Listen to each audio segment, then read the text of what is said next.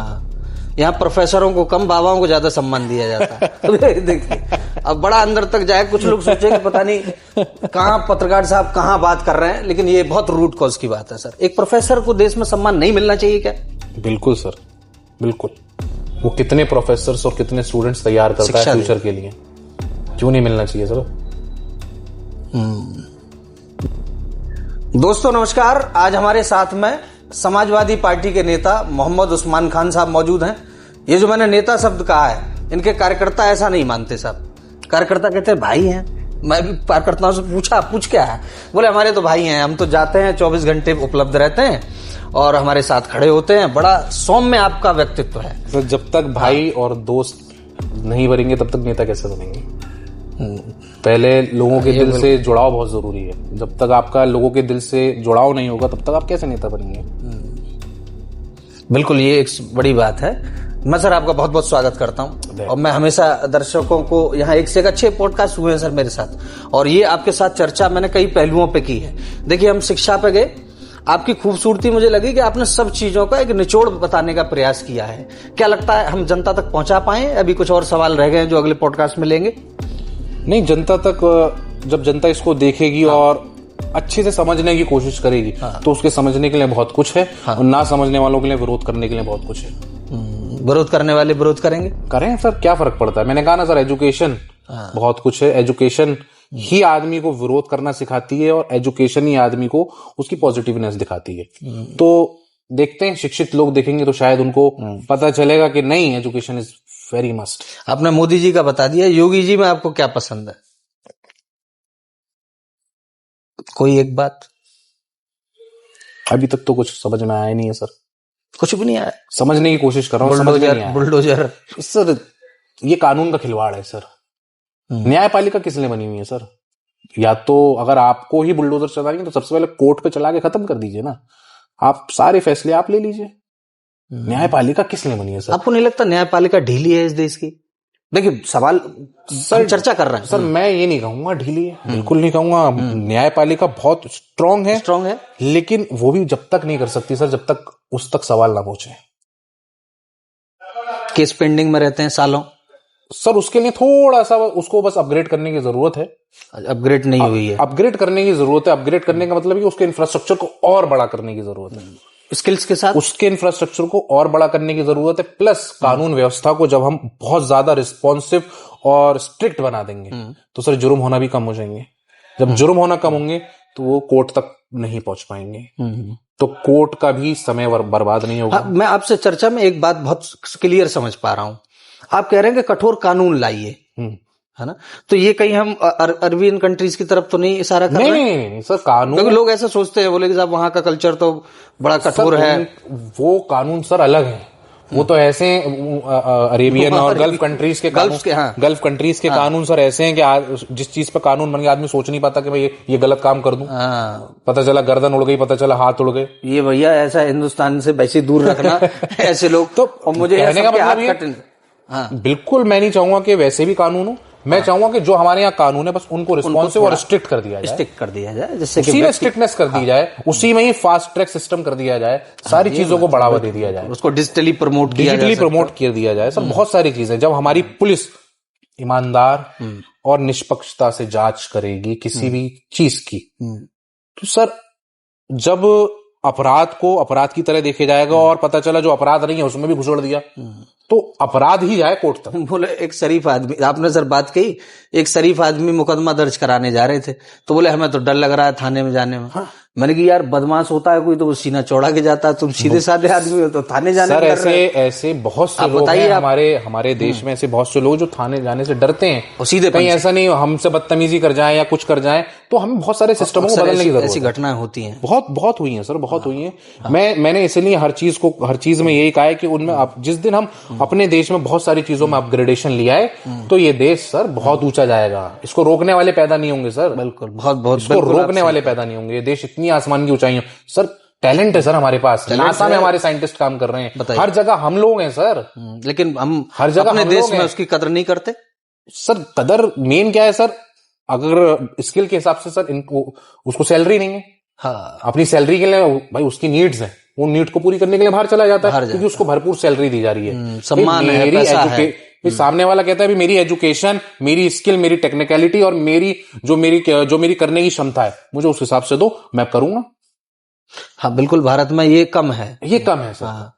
यहाँ प्रोफेसरों को कम, बाबाओं को ज्यादा सम्मान दिया जाता है। देखिए अब बड़ा अंदर तक जाए, कुछ लोग सोचेंगे पता नहीं कहाँ पत्रकार साहब कहाँ बात कर रहे हैं, लेकिन ये बहुत रूट कॉज की बात है सर। एक प्रोफेसर को देश में सम्मान नहीं मिलना चाहिए क्या?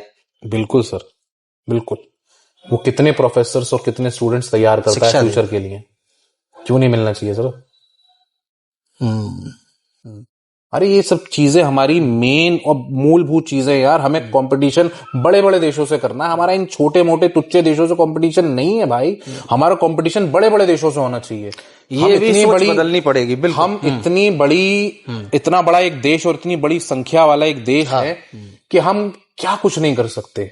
वो संभावनाएं हैं लेकिन साकार हो उनको रोक दिया जाता है। उनको एक जगह कहते हैं ना, स्टे दिला दिया जाता है कि आप यहाँ रुक जाइए, यहाँ थम जाइए। अरे क्यों आप थमे, क्यों हम रुकें? क्योंकि शिक्षा, अगर शिक्षा है तो चीजें नहीं रुकेंगी। आदमी को पता होगा मुझे किस रास्ते जाना है और कहां से निकल के जाना है। मुझे ना उस्मान से किसी को पूछना कि भैया मुझे इस रास्ते से निकलना है, ना विशाल भाई मुझे इस रास्ते से निकलना है। उसको पता होगा क्योंकि उसने पढ़ रखा है। जब आप उससे एक शिक्षा का मार्ग दे देते हैं तो उस रास्ते से निकल जाता है। बेसिक मुद्दा ही है ये सर। जब तक जैसे आपने महिलाओं के बारे में बात करी, जब तक परिवार में महिलाओं के सम्मान के बारे में नहीं सिखाया जाएगा, जब तक स्कूलों और शिक्षक संस्थानों में महिलाओं के सम्मान के बारे में नहीं पढ़ाया जाएगा, तब तक सोच कैसे बदलेगी? बिल्कुल जाहिर सी बात है भाई, वो उसको तो देना पड़ेगा, आपको शिक्षा तो देनी पड़ेगी भाई। मुझे फलाने साहब तो बताएंगे नहीं कि महिलाओं का सम्मान करना चाहिए भाई। मेरी जब तक मेरे रूट्स अच्छे नहीं है तो मेरी आगे की कैसी चीज अच्छी होंगी? इसीलिए रेप बढ़ रहे हैं सर लगातार।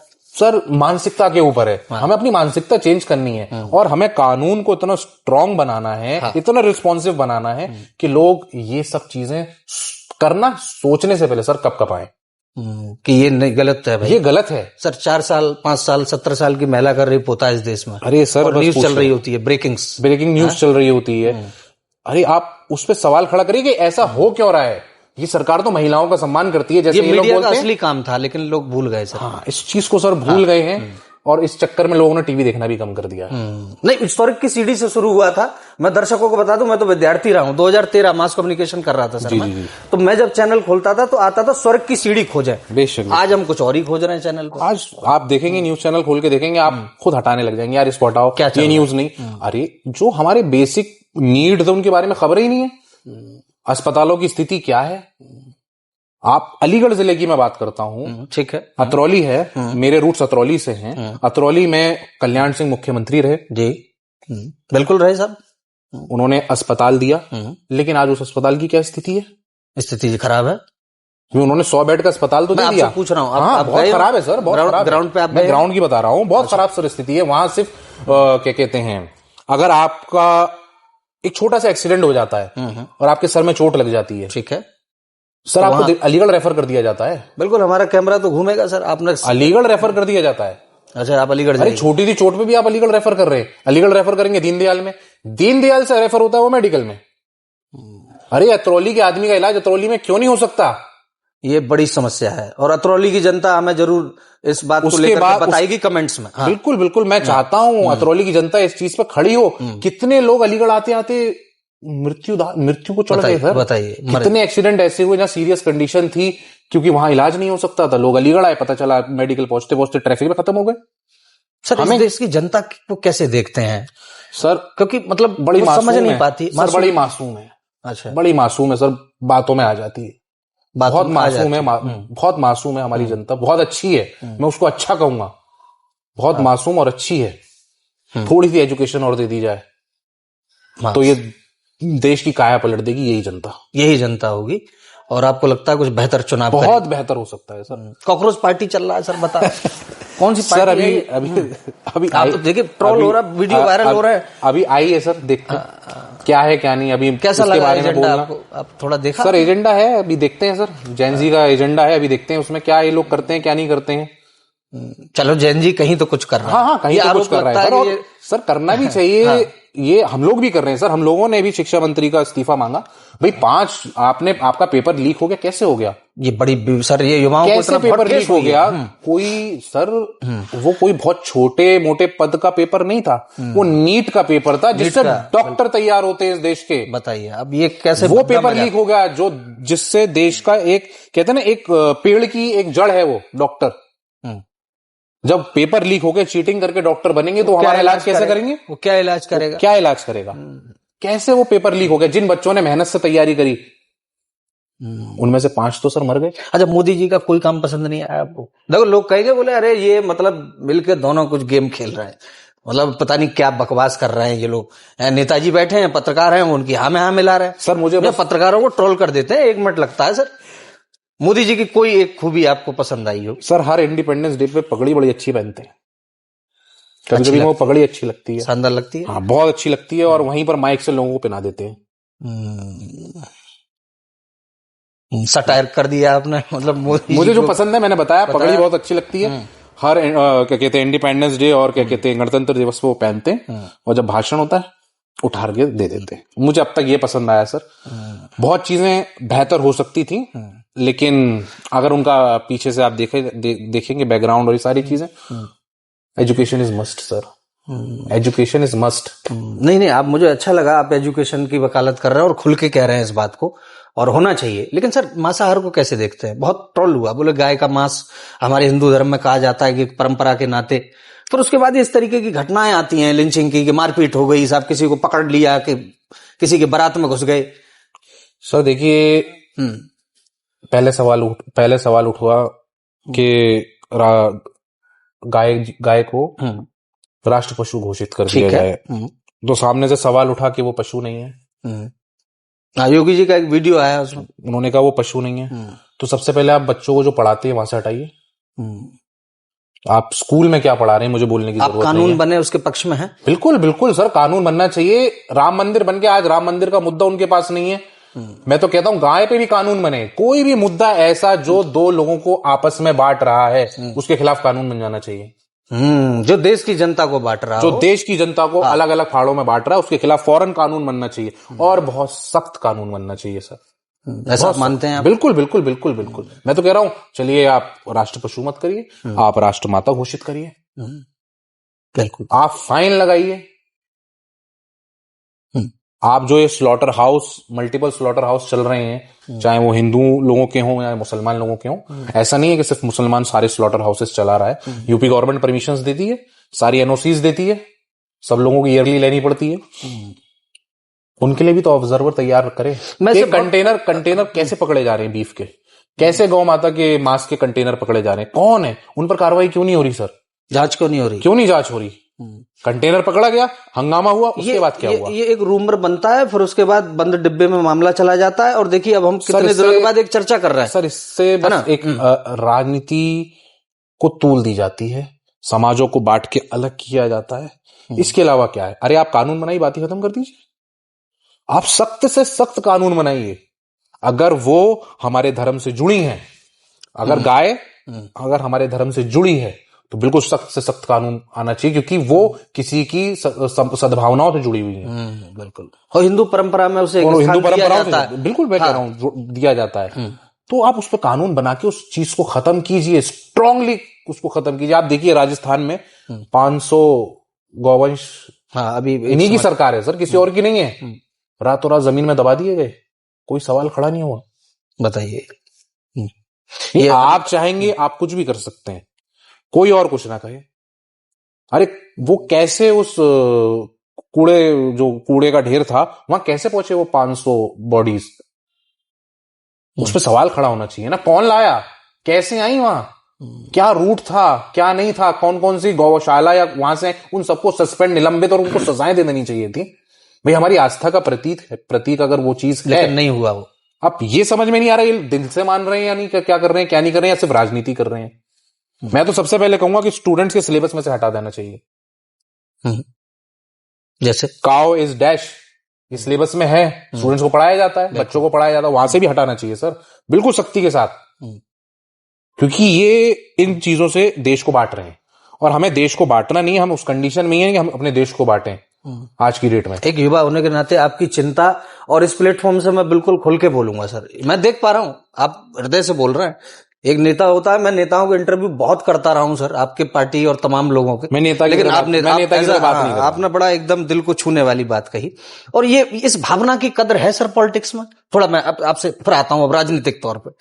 बिल्कुल आपके इस आवेश को मैं समझता हूं सर। मैं जिस पार्टी में हूं उसके राष्ट्रीय अध्यक्ष इस भावना की कदर करते हैं। अच्छा, बिल्कुल करते हैं, क्योंकि एक वो विजनरी लीडर है।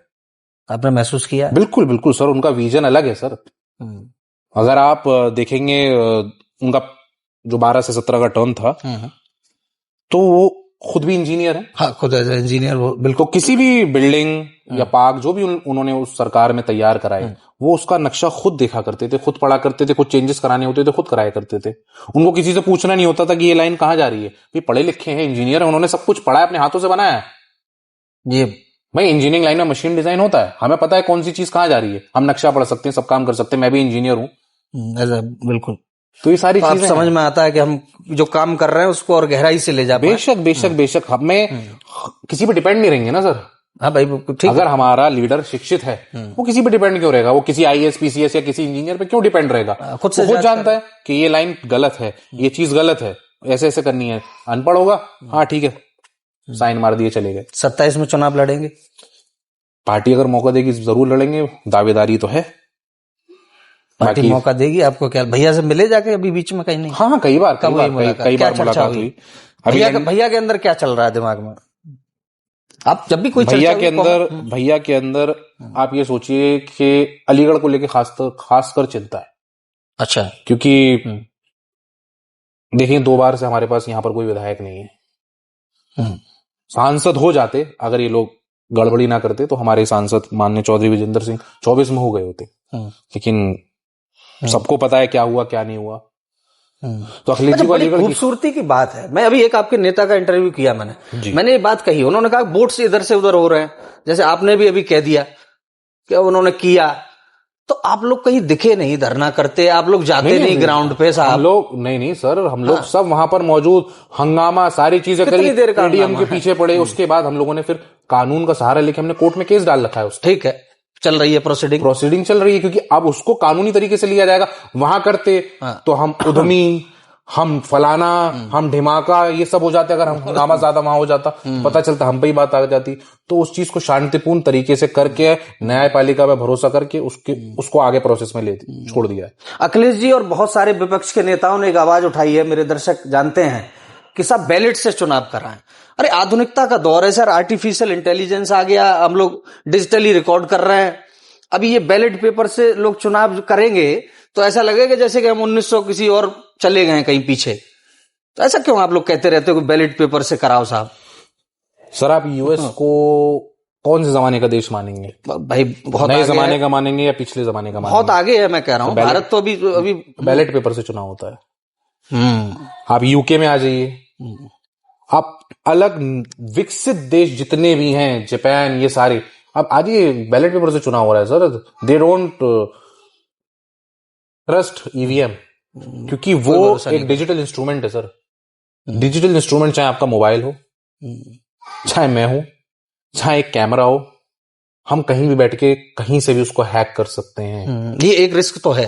क्यों नहीं है सर रिस्क? आप देखेंगे पहले जब इलेक्ट्रिसिटी मीटर हुआ करते थे, इन्हें स्मार्ट मीटरों से पहले, इन्हें स्मार्ट क्यों कहा गया सर? जी, एक बटन पे बिजली की लाइन कट जाती है सर, अगर आपका रिचार्ज नहीं है। कैसे वो वहां बैठे बैठे काट रहा है सर लाइन? ऑटोमेटिक जाता है, उसको आना भी नहीं पड़ रहा आपके मीटर के पास। नहीं, सीधा सॉफ्टवेयर खोला, क्लिक मारा, खत्म, बंद हो गया। आपकी लाइट कट गई।